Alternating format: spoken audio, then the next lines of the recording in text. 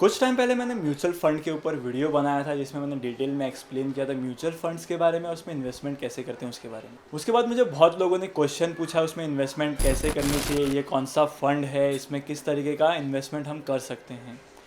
तो मैंने सोचा कि मैं डिटेल में एक वीडियो बना देता हूँ इसके ऊपर भी। तो आज की वीडियो में हम बात करेंगे टाइप्स ऑफ म्यूचुअल फंड के बारे में और उसमें इन्वेस्टमेंट कैसे करते हैं और कैसे इसमें से फ़ायदा उठा सकते हैं। तो चलिए दोस्तों शुरू करते हैं आज का वीडियो। सबसे पहले हम म्यूचुअल फंड के टाइप को समझने से पहले हम समझते हैं कि उसमें इन्वेस्टमेंट कैसे की जाती है। जैसे कि मैंने आपको पिछली वीडियो में बताया है कि म्यूचुअल फंड में इन्वेस्टमेंट करने के दो ऑप्शंस होते हैं, एसआईपी के थ्रू और लमसम पेमेंट। एसआईपी में क्या होता है कि आप हर महीने एक अमाउंट इन्वेस्ट करते हैं और लमसम में होता ये है कि आप एक ही अमाउंट जो है वो फिक्स ड्यूरेशन के लिए डिपॉजिट कर देते हैं। जैसे एफडी और आरडी का मैंने स्कीम बताया था आपको। बेसिकली जब भी आप एसआईपी करोगे तो आपको बेनिफिट सिर्फ इतना होगा कि आप हर नए प्राइस पर आप यूनिट परचेज करोगे। सपोज हर महीने प्राइस कम या ज़्यादा होती है तो आप उस कम या ज़्यादा होने वाले प्राइस पे यूनिट परचेज कर सकते हैं। फिक्स इन्वेस्टमेंट वाले ऑप्शन में क्या होगा, आपका इन्वेस्टमेंट कॉस्ट जो है वो बढ़ जाएगा, आपको यूनिट्स जो है वो थोड़े से महंगे मिलेंगे। जब मार्केट बुलिश होगा तो आपको शायद लॉस हो सकता है। तो आपको इन्वेस्टमेंट देख के करना चाहिए कौन से टाइप का फंड है और ये किस तरीके से ऊपर नीचे जाता है। तो अब हम बात करते हैं टाइप्स ऑफ म्यूचुअल फंड्स, कितने टाइप के म्यूचुअल फंड्स होते हैं। यहाँ पे अलग अलग कैटेगरीज के हिसाब से अलग अलग फंड्स होते हैं।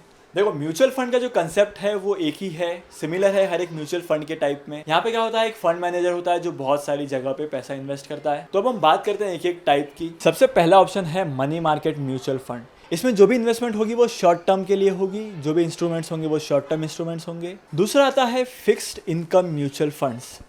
ये वो म्यूचुअल फंड्स है जहाँ से आपको फिक्स इनकम मिलती है, हर 3 या 6 महीने में आपके अकाउंट में आपका इंटरेस्ट आ जाएगा।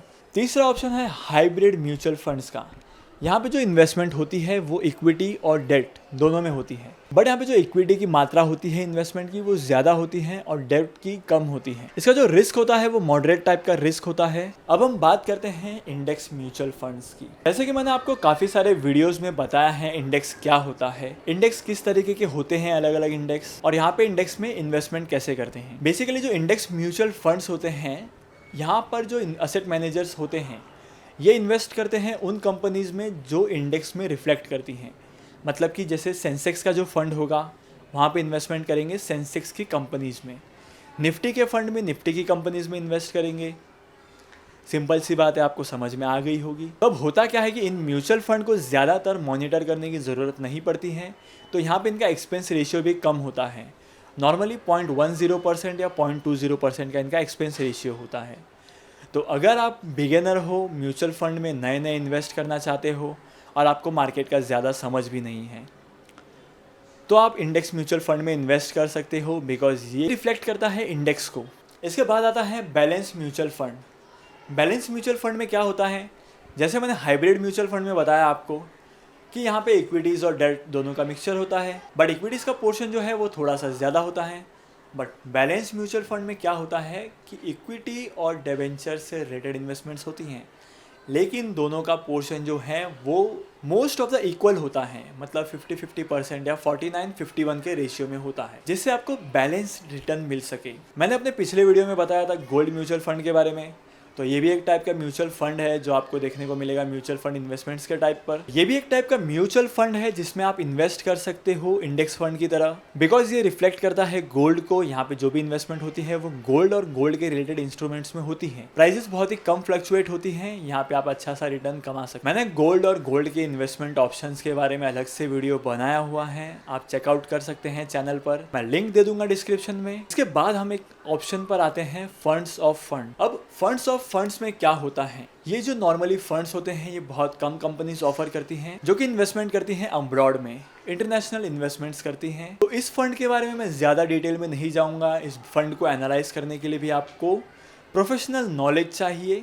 अगर आपने इसमें आंख बंद करके इन्वेस्ट किया तो शायद आपका लॉस हो सकता है। अब हम आते हैं last but not the least option पर, जो कि है thematic mutual funds. Thematic mutual fund में बहुत सारे ऑप्शन होते हैं, ये पर्टिकुलरली किसी सेक्टर पर फोकस्ड रहता है, जैसे कि आईटी, टेक्नोलॉजी, एफएमसीजी और बहुत सारे सेक्टर्स पर ये फोकस्ड रहता है।